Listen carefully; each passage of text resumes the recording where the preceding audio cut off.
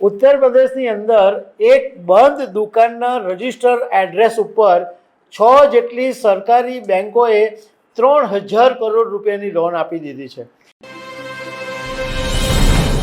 એક સામાન્ય માણસે 25,000 રૂપિયાની જો બેંકોમાંથી લોન લેવાની હોય તો બેંકો એમને પરસેવા પાડી દે અને આ દસ્તાવેજ લાવ ને આ લાવ ને ફલાણું લાવ ને ઢીકણું લાવ એવું માંગે.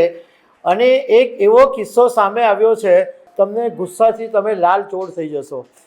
ઉત્તર પ્રદેશની અંદર એક બંધ દુકાનના રજિસ્ટર એડ્રેસ ઉપર 6 જેટલી સરકારી બેંકોએ 3000 કરોડ રૂપિયાની લોન આપી દીધી છે. તો આના વિશે હું તમારી સાથે વાત કરીશ. મારું નામ રાજેશ શાહ છે અને તમે જોઈ રહ્યા છો ગુજરાતના સૌથી મોટા ડિજિટલ ન્યૂઝ પ્લેટફોર્મ ખબરછે.com. ઘણી વખત એવું થાય કે આ બેંકો નાના માણસોને કેમ ટટલાવે અને મોટા માણસોને તો જાણે આમ લોનનું વિતરણ કરતા હોય એમ આડેધડ કરોડો રૂપિયાની લોન આપી દે અને પછી ખબર પડે કે આ દસ્તાવેજોમાં ગોટાળા છે. તો પહેલાંથી જ આવા બધા દસ્તાવેજો ચેક કરતાં શું થાય. હવે કિસ્સો જે સામે આવ્યો એ બહુ ચોંકાવનારો છે કે ઉત્તર પ્રદેશના કાનપુરમાં એક બિરહાન કરીને રોડ છે, ત્યાં એક નાનકડી દુકાન છે, એ મોસ્ટલી બંધ રહેતી હતી અને આ બંધ રહેતી દુકાન છે એના એક રજિસ્ટર્ડ એડ્રેસ ઉપર સરકારી બેંકોની પોલ ખોલી નાખી છે. કારણ કે આ દુકાનને રજિસ્ટર બતાવીને સરકારી બેંકો પાસેથી 3000 કરોડ રૂપિયાની લોન લેવામાં આવી છે. આ તો વાત ખબર જ નહીં પડતે, પણ ખબર એટલા માટે પડી કે આ જે સરકારી બેંકોમાંથી જે 6 સરકારી બેંકો છે એમાંથી પંજાબ નેશનલ બેંકે 32 કરોડ રૂપિયાની છેતરપિંડીના મામલે ઉદ્યોગપતિ રાજેશ બોથરાની સામે ફરિયાદ નોંધાવી અને એ ફરિયાદ નોંધાવી એની ઈડી તપાસ કરતી હતી. ત્યારે આખો મામલો બહાર આવ્યો કે આ ભાઈએ તો બંધ દુકાનના રજિસ્ટર એડ્રેસ પર લોન લઈ લીધી અને એ રૂપિયા ભલભલી જગ્યાએ વાપરી નાખ્યા. એવું કહેવામાં આવે છે કે રાજેશ બોથરાની ધરપકડ પછી એક મોટું નાણાકીય કૌભાંડ તો બહાર આવ્યું, પરંતુ એને લાંબા સમયથી દબાવી રાખવામાં આવ્યું હતું. બોથરા ગ્રુપની કંપનીઓ છે Frost infrastructure and energy limited, Frost international limited, Frost global limited. આ કંપનીઓને દસ્તાવેજો પર જુદી જુદી કંપની તરીકે બતાવવામાં આવી, પરંતુ જ્યારે ઈડીએ તપાસ કરી તો ખબર પડી કે આ ત્રણેય કંપનીઓને કંટ્રોલ એક જ જગ્યાએથી થાય છે, બધી લેવડ દેવડ એક જ જગ્યાએથી થાય છે.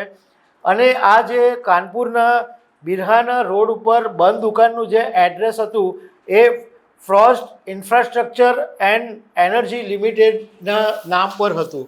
19 માર્ચ 2021માં જ્યારે એફઆઈઆર કરવામાં આવી ત્યારે એફઆઈઆરની અંદર એવું કહેવામાં આવ્યું કે state bank, Allahabad bank, oriental bank, union bank, overseas bank, bank of India, આ બધી બેંકોએ લોન આપી હતી. અને જ્યારે લોન આપેલી ત્યારે ઓબીસી અલગ હતી, પરંતુ ઓબીસીનું પછી પંજાબ નેશનલ બેંકની અંદર મર્જર થઈ ગયું હતું.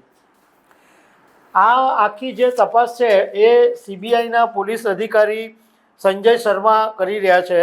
અને સંજય શર્માએ મીડિયા સાથેની વાતમાં એવું કીધું કે આ રાજેશ બોથરા છે એણે લોન મેળવવામાં બી છેતરપિંડી કરી અને લોનનું જે ફંડ હતું એ અલગ જગ્યાએ વાપરવામાં પણ છેતરપિંડી કરી છે.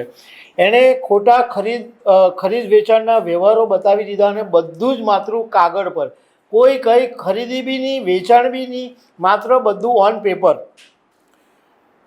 હવે આની અંદર જે સીબીઆઈએ કીધું છે કે ભારતીય બેંકો છે એના તરફથી ફ્રોસ્ટ ગ્રુપને ક્રેડિટ સુવિધાઓ મળી હતી અને આ રકમ જે ભંડોળ મળ્યું એ ફાર ઇસ્ટ ડિસ્ટ્રીબ્યુશન એન્ડ લોજિસ્ટિક્સને મોકલવામાં આવ્યું. અને આ કંપની રાજેશ બોથરાની પત્ની રશ્મિ બોથરાના નામ ઉપર છે, એટલે બધું ઘરની અંદર જ બધું વિતરણ કરી નાખ્યું.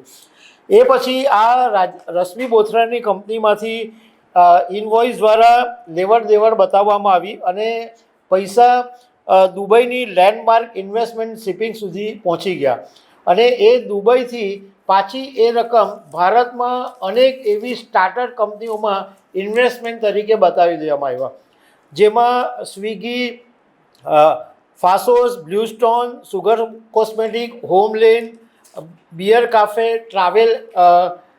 ટ્રાયેંગલ, આ બધા જે સ્ટાર્ટઅપ હતા એની અંદર આ કંપનીનું ઇન્વેસ્ટમેન્ટ બતાવી દેવામાં, એટલે કંપની જે પર્પઝથી લોન લીધી હતી એને બદલે બધી જગ્યાએ પૈસા રોકાણ કરી નાખ્યા.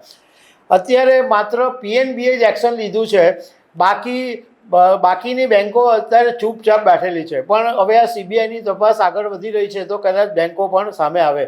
પણ નવાઈની વાત એ છે કે 3000 કરોડ રૂપિયા બંધ દુકાનના એડ્રેસ ઉપર બેન્કો કેવી રીતના આપી દે.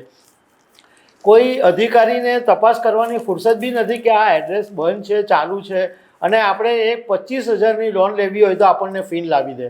તો દર્શક મિત્રો, આવા અનેક અપડેટ સાથે અમે તમને મળતા રહીશું. Thank you very much.